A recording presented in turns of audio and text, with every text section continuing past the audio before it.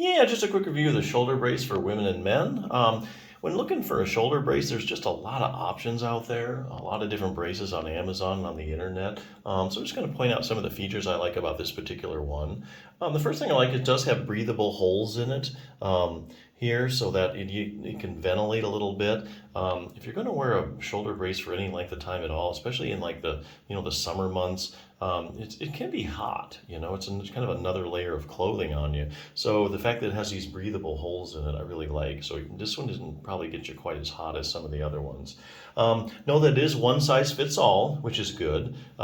Sometimes if you give customers too many choices, it's just confusing. It's like trying to figure out the right size, right, left, small, medium, large, measure this, measure that. This is just kind of simplifies everything. It's just one size fits all, which is good. The other thing is it is machine washable, which is really important. Not every brace that you see is machine washable. And if you do wear the thing a lot, especially if you're like playing a sport or something, or you're doing a lot of outdoor work, it's bound to get dirty or sweaty. So it is really important feature that you can wash this thing. The other thing, it does have a pocket that you can put a heat or a cold pack in. You just kind of Velcro that up and stick your heat or cold pack in there, and that is not included. But that's just a little extra feature that you can do.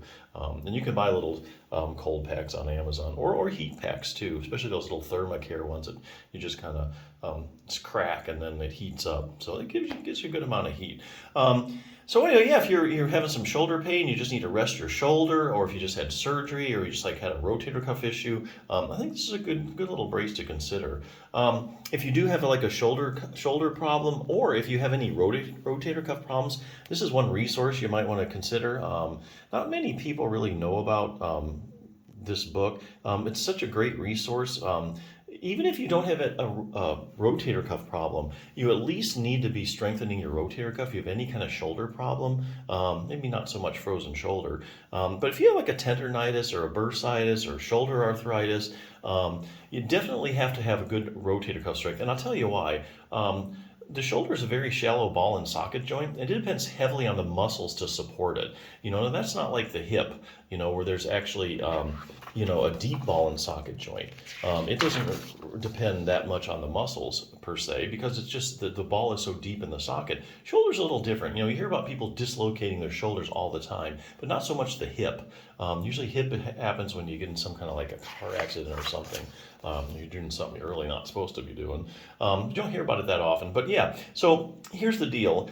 If you have a strong rotator cuff, you're going to keep the ball firmly in the socket, and you're not going to get any extra motion. Now, if you have a really weak rotator cuff, you're going to get a little extra motion in that ball and socket joint, and that's going to irritate things. So any condition you have, like a tendonitis, a bursitis, like I say, shoulder arthritis, extra motion there just aggravates things, and it really makes everything a lot harder to heal. So if you have any kind of shoulder problem, step one, get a strong rotator cuff. Get that ball and socket joint as stable as you can. And if you have a rotator cuff problem, this book will probably answer about any question that you ever had about the rotator cuff. Real briefly, it goes over some anatomy, like a lot of books do. Talks about the rotator cuff. A lot of pictures. If you're a visual learner, you'll really like it. That's a great question and answer section. What are the symptoms of a rotator cuff tear? Are there any arm maneuvers that might indicate I have a tear? What imaging tests are used? Where exactly does it tear at? Are there different kinds of rotator cuff tears? Here's a good one. I have a rotator cuff tear and I'm in a lot of pain. I need surgery, right? Well, you would think that, you have a rotator cuff tear, that there's just no way around that, you have to have tear, but not really. Now, let me answer that question here.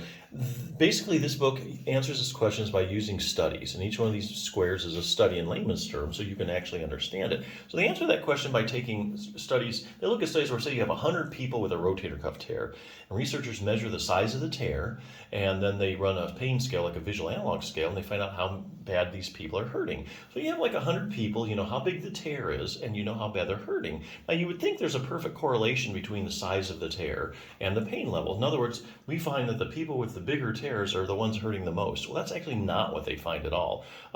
There's actually people walking around with big old rotator cuff tears that don't have any pain at all. So the asymptomatic rotator cuff tear is a real thing. It's been duplicated in many studies. So here's the application to the question. You have shoulder pain, you end up at the doctor's office, eventually get around having an MRI, and you find, oh, you have a torn rotator cuff. So you're thinking, oh, there's my problem. I have a torn rotator cuff. I need to get it fixed so I won't have pain anymore. Well, you could really have an asymptomatic rotator cuff tear. And you don't want the last thing you want to do is go through a bunch of surgery to have that thing fixed. And then that really wasn't the source of your pain. So it's a very real thing. What will happen if I just read my rotator cuff tear alone? Great question. Anybody who has a rotator cuff tear, will wonder, hey, what if I just don't do anything about it? Some people don't really like exercising. Some people don't have insurance money to go to therapy. They don't want to have surgery. What if I just leave this thing alone? Well, here again, they look at long-term follow-up studies of people that they'll look at 100 people with a rotator cuff tear. For some reason or another, they just never got around to doing anything about it. So what researchers do is they follow these people periodically and they find out what happened to it. Did it get better, same, worse? Did it repair itself? How does exercise compare to surgery when it comes to treating my torn rotator cuff? Probably the best question of all. Because here again, some people, they don't have money to go to therapy. Some people just don't want surgery. So which is better? The only way you can scientifically answer that question is by looking at the randomized controlled trials. That's the highest form of proof in medicine that a treatment is actually effective. So you want to prove something in medicine, you do a randomized controlled trial. So this book has looked at all the randomized controlled trials. And this would be where, say, you take 100 people with a torn rotator cuff, 50 you randomly assigned to surgery, and the other 50 you randomly assigned to a good exercise program.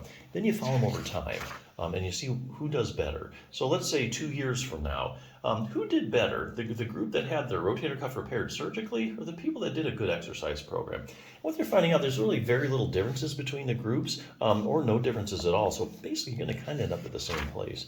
Anyway, it has an exercise program, a beginning, intermediate, and advanced program. So there's something there for everybody. And honestly, the program really does take you 6 minutes or less to do. So it's a very concise stretching and strengthening program.